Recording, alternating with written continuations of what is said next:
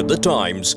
I now have the utmost honor to invite Leafionga Fiame Naomi Mataafa, Samoa's first woman Prime Minister and a climate change champion for the Pacific region, to share remarks with us today in acknowledgement of Samoa's role as co-chair of the Pacific Regional Council for Early Childhood Development.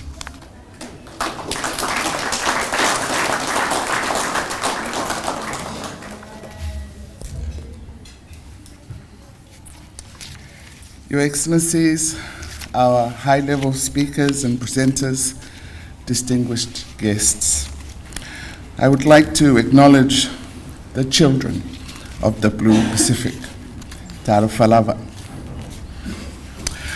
What a more perfect way to hail this new day than with greetings to the youngest treasures of the Blue Pacific. We hear the heartfelt messages, aspirations, and dreams.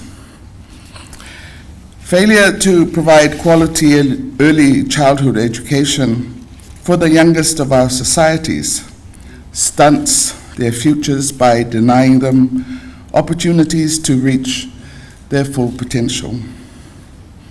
Lest we forget, it also limits the futures of our countries, robbing them of the human capital needed to reduce inequalities and promote peaceful, prosperous societies. To my fellow leaders, our national treasures have spoken. Let us lay the foundations now in the journey to 2050 by investing in early childhood development.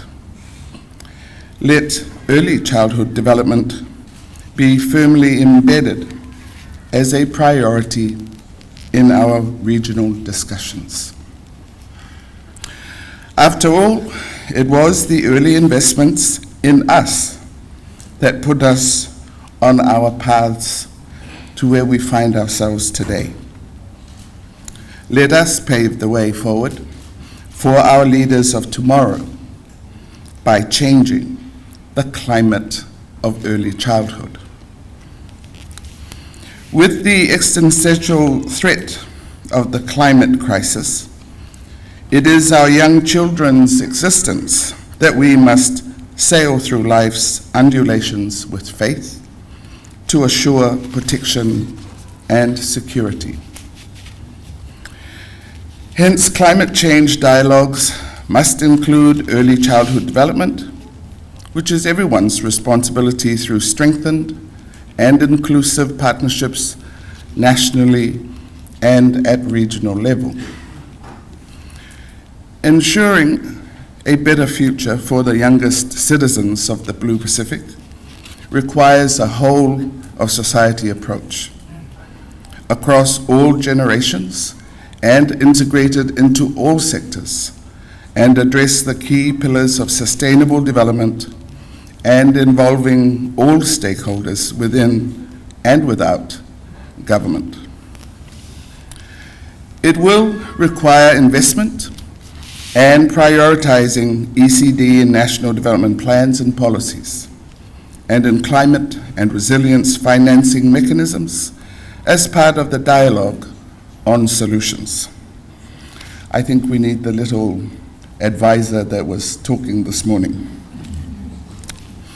With clarity of focus and careful investments, we can reap multiple rewards in the well-being of our Blue Pacific, in which young children and their families will thrive and are healthy, prosperous, and empowered custodians of our Pacific identity.